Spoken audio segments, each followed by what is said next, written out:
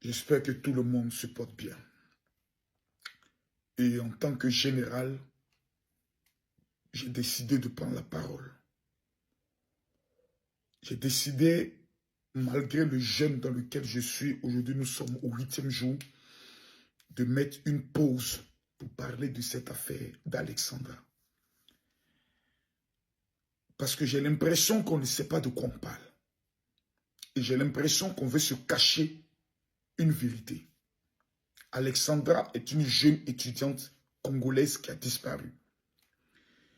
Quand j'ai écouté la vidéo de sa mère, pendant 2 jours, je m'assois, je réfléchis. Et je me dis souvent, on met des enfants au monde pour être heureux. On fait des sacrifices pour eux. Mais souvent, ils ne savent pas que eux-mêmes là, ils sont en train de crier et de creuser sans se rendre compte de notre propre malheur. Cette mère aujourd'hui, je touche du bois. Je prie Dieu, créateur du ciel et de la terre, qu'on apprenne que la petite Alexandra est en train de lever, peut-être chez un de ses gars, mais chez son gars. Mais je vais revenir d'abord sur cette affaire d'Alexandra. J'aimerais m'adresser d'abord aux parents et aux enfants. Vous savez, quand les enfants atteignent 18 ans, 19 ans, 20 ans, dans leur esprit, et souvent c'est des personnes qui sont amis à eux, qui sont en contact avec eux, qui essayent de leur faire croire qu'ils ont le droit de tout décider dans leur vie. Et c'est quand ils se cassent le visage qu'ils essayent de retourner auprès de leurs parents, oubliant que leurs parents eux-mêmes là, ils ont envie de reconstruire leur vie et ne plus venir régler la bêtise et des décisions démoniaques de leur enfant. Il y a de cela quelques jours à moi, mes enfants, parce que tous mes enfants aussi sont à l'étranger. La raison pour laquelle je vous ai amené en Europe là, c'est pas pour aller faire camaraderie. C'est pas pour aller faire amitié. C'est pour aller construire votre avenir et étudier.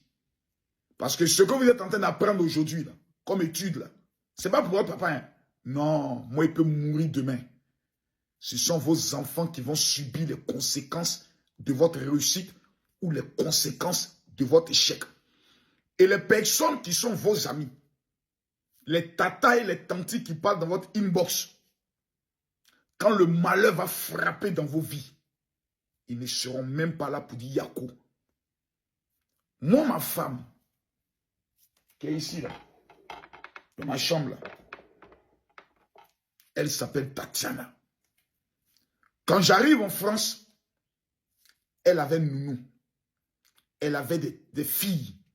Tout le monde venait chez nous. Tous les jours. Maman, maman, maman, maman, maman, maman, maman.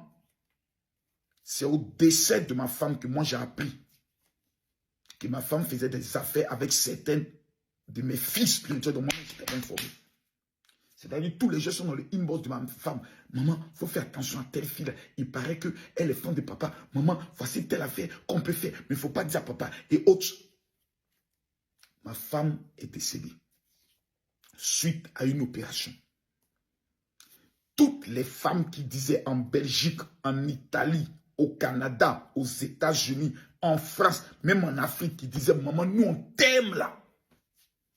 Il n'y a pas un qui par mois va me dire, général, comme maman n'est plus là, tu es toujours notre père, voici 50 € qu'on va t'amener pour que tes enfants mangent.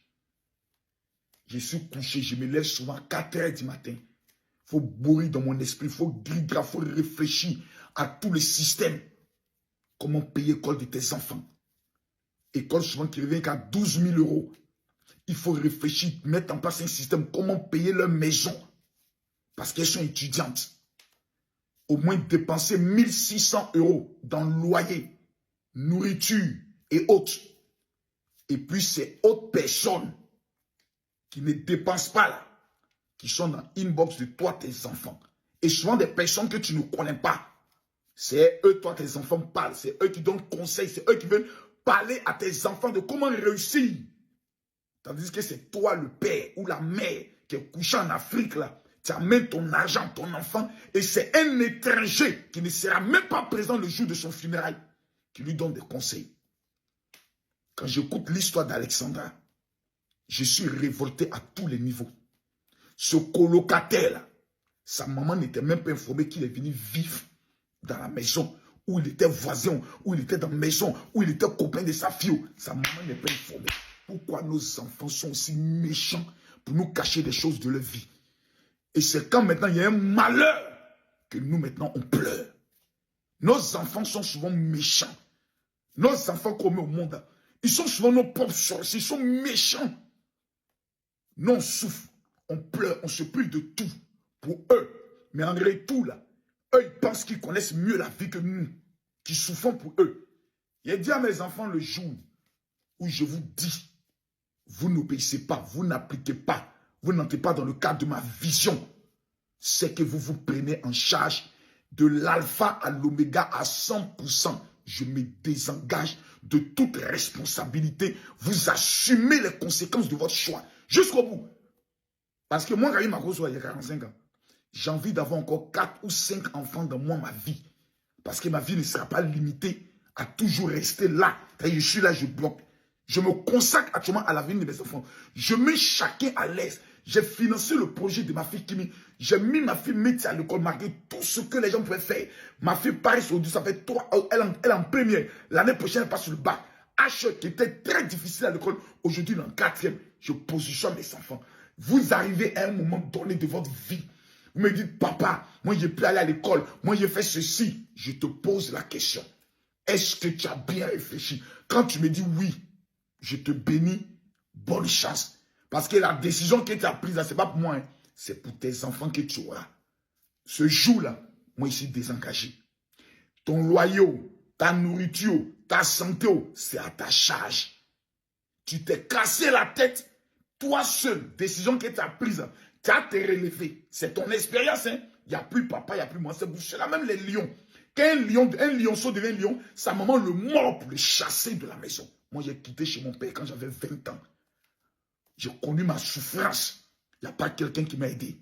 Donc souvent, les personnes extérieures à vos familles, qui sont dans vos inbox, vous les enfants qui êtes au Canada, en Belgique, vos amis maudites, quand vous venez trouver en Europe, et c'est elles qui vous donnent conseil. Sur le conseil de vos parents, là, vous allez vous asseoir pour réfléchir, bande de bâtards que vous êtes.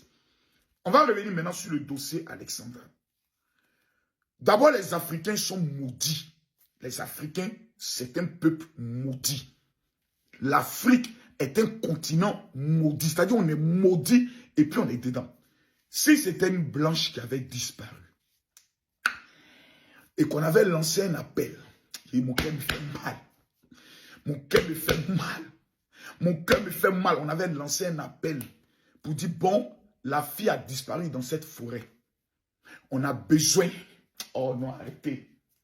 On a besoin de nous tous, soyons mobilisés pour aller faire ce qu'on appelle la battue, chercher la fille dans la forêt.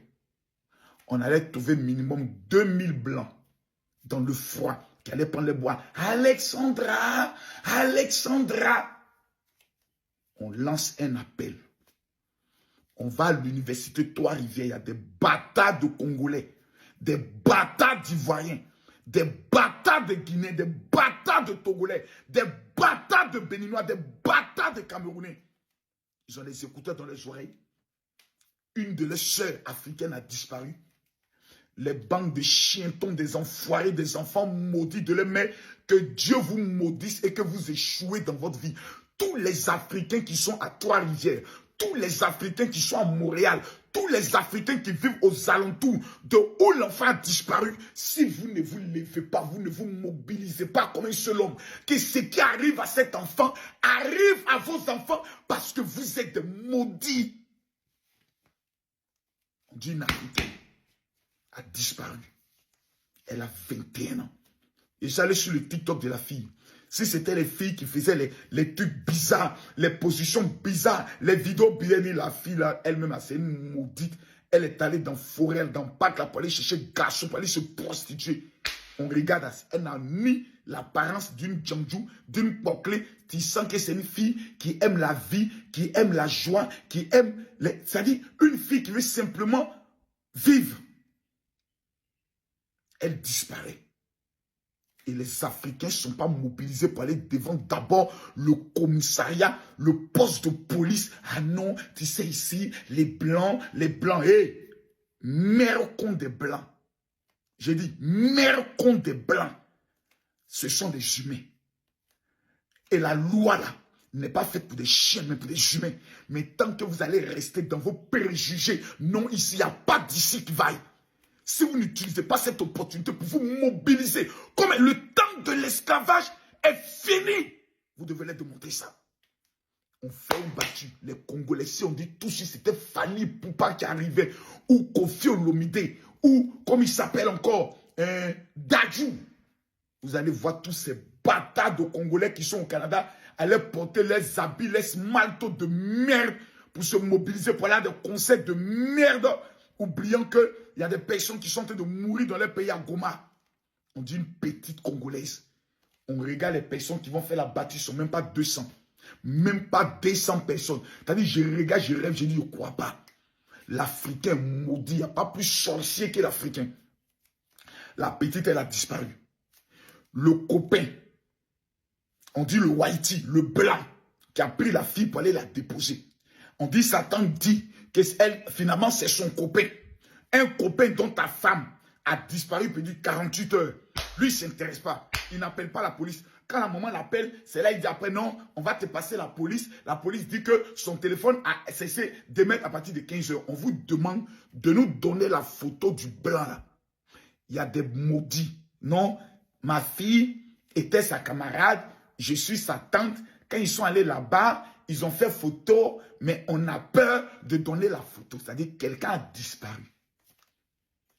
Hey, et vous avez peur de donner la photo du gars pour que nous, on puisse mettre la pression psychologique sur le monsieur pour nous expliquer comment tu allais déposer enfant de quelqu'un.